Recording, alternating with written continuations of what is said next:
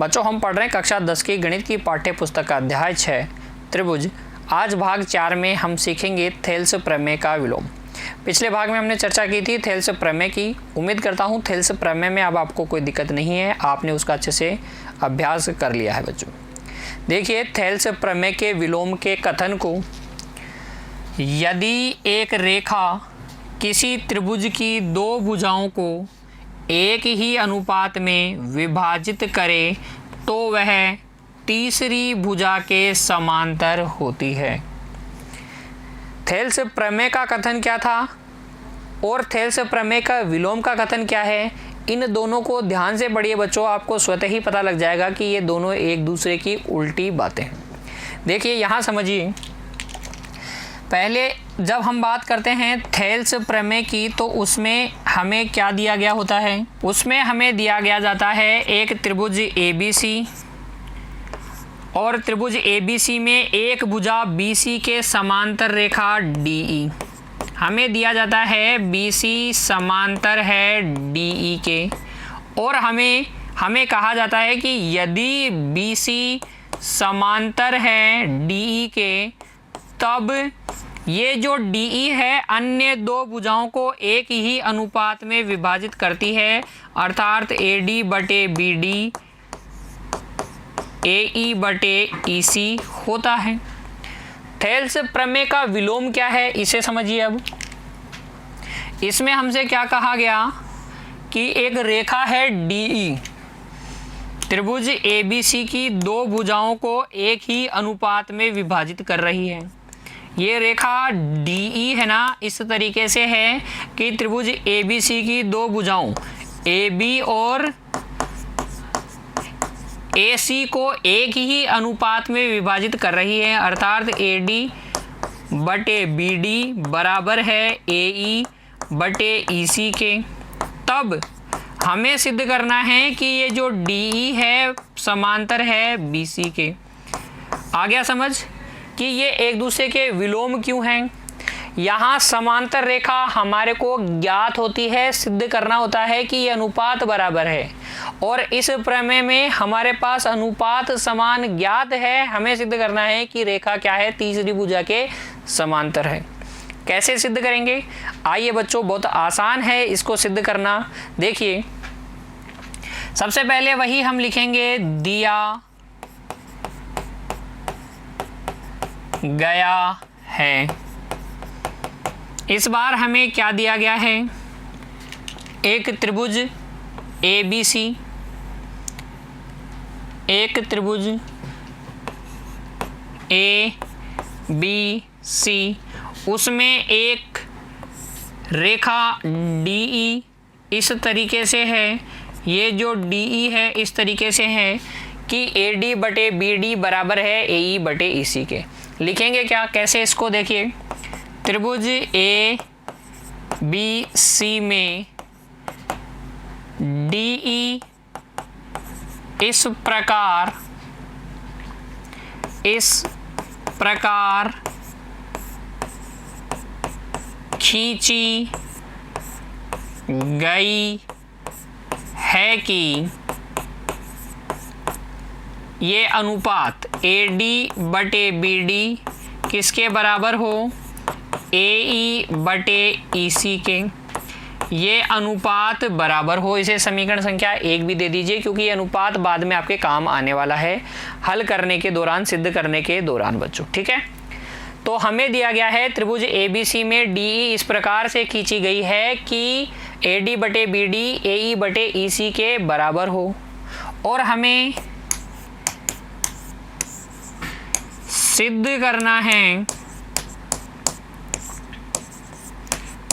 करना है कि ये जो DE है ना, वो तीसरी भुजा कौन सी बच गई, BC, इसके समांतर है। तो इसको सिद्ध करने के लिए हम करेंगे रचना, और रचना क्या है बच्चों, देखिए हम रचना में लिखेंगे यदि DE समांतर BC नहीं हो तब DF समांतर BC खींचिए। चलो हमने मान लिया कि DE समांतर नहीं है BC के, तब फिर D से कोई एक अन्य रेखा DF हम खींच सकते हैं ना BC के समांतर, तो वो DF हमने खींच दी। ये लो DF, ये जो DF है वो क्या है, BC के समांतर है। हो सकता है कि आपको लगे कि सर ये तो समांतर नहीं खींची आपने, लेकिन देखना अभी ये समांतर मैं सिद्ध कर दूंगा। हमने कह दिया कि DF क्या है, समांतर है BC के। थोड़ी देर बाद आप देखेंगे कि ये DF और DE एक ही लाइन है। हमें सिद्ध कर देंगे कि DF और DE क्या है, एक ही लाइन है। तो DF और DE एक ही लाइन है, तो फिर DF जब समांतर आपने खींची है BC के, तो DE भी क्या हो जाएगी, BC के समांतर हो जाएगी। देखिए बच्चों, लिखिए अब इसका प्रूफ लिखिए, उपपत्ति लिखिए, और रचना आपको याद हो गई ना। क्या करना है, लिखना है यदि DE समांतर नहीं है BC के तो DF समांतर BC खींचिए। फिर जो रचना की है यहीं से प्रूफ स्टार्ट कीजिए। देखिए, क्योंकि त्रिभुज ABC में हमारे पास है DF समांतर BC, रचना से हमने DF को BC के समांतर खींचा है। तो जब भी आप त्रिभुज की एक भुजा के समांतर रेखा इस प्रकार से खींचे कि वह अन्य दोनों भुजाओं को भिन्न भिन्न बिंदुओं पर प्रतिच्छेद करे, तो अन्य दोनों भुजाएं क्या होती हैं, एक ही अनुपात में विभाजित होती हैं। अर्थात मैं बात कर रहा हूं थेल्स प्रमेय की। क्योंकि त्रिभुज ABC में DF समांतर है किसके, BC के, इसलिए थेल्स प्रमेय से, या जिसका दूसरा नाम क्या है थेल्स प्रमेय का, आधारभूत आनुपातिकता प्रमेय या आधारभूत समानुपातिकता प्रमेय से हम लिख सकते हैं कि ये जो DF है त्रिभुज ABC की अन्य दो भुजाओं AB और AC को एक ही अनुपात में विभाजित करेगी। अर्थात AD बटे BD बराबर होगा AF बटे FC के, AF बटे FC के। क्यों, क्योंकि DF समांतर है BC के, तो अन्य दो भुजाएं according to Thales theorem, Thales प्रमेय के अनुसार एक ही अनुपात में विभाजित होनी चाहिए। इसलिए AD बटे BD का जो अनुपात होगा वही AF अपॉन FC का होगा। इसे कह दीजिए समीकरण संख्या 2। अब समीकरण 1 और 2 को ध्यान से देखो। क्या LHS बराबर है इसकी जो LHS साइड है, इसकी LHS साइड है बराबर है AD बटे BD दोनों में है।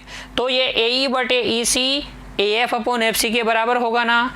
लिख दीजिए समीकरण 1 व 2 से, समीकरण 1 व समीकरण 2 से AE बटे EC हमें बराबर मिल गया AF अपॉन FC के। अब आप कर दीजिए दोनों ओर 1 जोड़ दीजिए, दोनों ओर 1 जोड़ने पर लाभ क्या होगा अभी समझ में आ जाएगा जब हम थोड़ा आगे बढ़ेंगे। देखिए इधर भी आपने 1 जोड़ दिया, AE बटे EC प्लस 1 को मैं 1 बटे 1 लिख सकता हूँ ना। इधर भी आपने 1 जोड़ दिया, AF बटे FC प्लस 1 बटे में 1 लगा लीजिए, क्योंकि हम ले से लेके आगे इनका जोड़ भी करने वाले हैं। दोनों को जोड़ दीजिए। इधर तो EC ले से आ गया, ये बन जाएगा AE प्लस EC। इधर FC ले से आ गया, ये बन जाएगा AF प्लस FC। दोनों ओर 1 जोड़ दिया है। अब चित्र में देखिए AE और EC का टोटल, AE और EC का टोटल देखिए, ये रहा AE और ये रहा EC। दोनों को जोड़ेंगे क्या मिल जाएगा, AC मिल जाएगा ना। दोनों को जोड़ेंगे आपको मिल जाएगा AC बटे EC बराबर। अब AF और FC को भी जोड़िए चित्र में, AF और FC को जोड़िए, A से F तक और F से C तक। AF और FC को जोड़ेंगे तो भी क्या आएगा, AC ही आएगा। यहाँ लिख दीजिए, ये भी हमें मिल गया, ये भी हमें मिल गया AC और बटे में FC तो चल ही रहा है। AC से AC कट जाएगा और ये आपके पास आ जाएगा 1 बटे EC बराबर 1 बटे FC। और जब आप इसको वज्र गुणा करेंगे बच्चों तो आपको क्या मिलेगा, आपको मिल जाएगा FC बराबर EC। अच्छा, FC और EC बराबर होने का क्या अर्थ है, चित्र में देखिए वापस से। FC और EC कब बराबर होंगे, F से C तक की दूरी, देखिए F से C तक की दूरी और E से C तक की दूरी दोनों बराबर हैं। ये EC और ये FC क्या दोनों बराबर हैं, नहीं है ना। केवल तभी संभव है जब ये F और E एक ही जगह हो। FC और EC बराबर केवल तभी संभव है जब ये F और E क्या हो बच्चों, एक ही जगह हो। तो लिखेंगे जो कि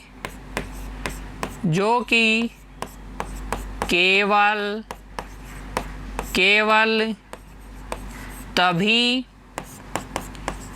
संभव है जब F तथा E संपाती बिंदु हो। कब संभव है, FC और EC बराबर, ये FC और EC बराबर तभी संभव है जब E और F क्या हो बच्चों, परस्पर संपाती बिंदु हो, एक ही जगह हो। तो यहाँ से हम कह सकते हैं, अतः हम कह देंगे बच्चों, अतः यदि E तथा F संपाती बिंदु हैं,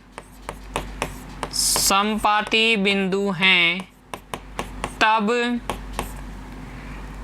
DF व DE भी संपाती हैं। देखिए कैसे भाई, ये D है और ये E और F दोनों हैं, E और F दोनों हैं, ये E और F तो एक ही जगह है ना, संपाती बिंदु है। तो ये जो DE है वो ही क्या DF है, वो ही क्या DF है। अब क्योंकि आपने बोला कि DF तो समांतर है BC के रचना से, तो DF बोलो या DE बोलो एक ही बात है कि नहीं, इसलिए DE समांतर हो जाएगा BC के। और यही बच्चों हमें सिद्ध करना था, इस प्रकार से सिद्ध कर देंगे, इस प्रकार से सिद्ध कर देंगे। एक बार वापस से देखिए थेल्स प्रमेय के विलोम को, पहले कथन को पढ़िए। थेल्स प्रमेय में हमसे कहा जाता है एक भुजा के समांतर रेखा खींची जाए तो अन्य दोनों भुजाएं एक ही अनुपात में विभाजित होती हैं। विलोम में हमसे क्या कहा गया कि एक रेखा इस प्रकार से है कि अन्य दो भुजाएं त्रिभुज की दो भुजाओं को एक ही अनुपात में विभाजित कर रही है, तो ये जो रेखा है तीसरी भुजा के समांतर होती है। कैसे सिद्ध करेंगे, दिया गया है, मैं तो लिख देंगे कि डी इस प्रकार से है कि AD बटे BD बराबर है AE बटे EC के। समीकरण संख्या 1 सिद्ध करना है DE समांतर है BC के। रचना क्या करेंगे, यदि DE समांतर नहीं है BC के तब कोई दूसरी रेखा होगी DF समांतर BC, वो हमने खींच ली। अब क्योंकि DF समांतर खींची है BC के, इसलिए थेल्स प्रमेय से हम लिख सकते हैं कि अन्य दो भुजाओं को एक ही अनुपात में विभाजित करेगी। AD बटे BD AF अपॉन FC के बराबर होगा। ये समीकरण संख्या 2। समीकरण 1 और 2 से आप देख सकते हैं AE बटे EC बराबर है AF बटे FC के। फिर हमने दोनों और एक जोड़ लिया, एक जोड़ने से न्यूमिरेटर अंश में AC बन गया जो कट जाएगा और EC बराबर FC आ जाएगा। ई सी बराबर एफ सी केवल तभी संभव होगा बच्चों जब ई और एफ क्या हो, समपाती बिंदु हो। अतः हम लिख देंगे कि अगर ई और एफ समपाती बिंदु हैं तब तो फिर डी एफ और डी भी क्या हैं, समपाती रेखाएं हैं। इसलिए क्योंकि डी एफ समांतर है बी सी के रचना से, तो हम लिख देंगे कि डी भी समांतर है किसके, बी सी के। उम्मीद करता हूँ थेल्स प्रमेय का विलोम आपको अच्छे से समझ में आ गया है। अब आप स्वयं से इसकी प्रैक्टिस करेंगे, अभ्यास करेंगे और इसको सीख लेंगे अच्छे से। बहुत ही महत्वपूर्ण प्रमेय है बच्चों ये भी, परीक्षा की दृष्टि से भी और वैसे भी, क्योंकि प्रश्नों को हल करने के दौरान कई बार आपको इस प्रमेय का उपयोग करना होगा। मिलते हैं बच्चों अगली कक्षा में, तब तक के लिए आप खुश रहिए, पढ़ते रहिए। धन्यवाद।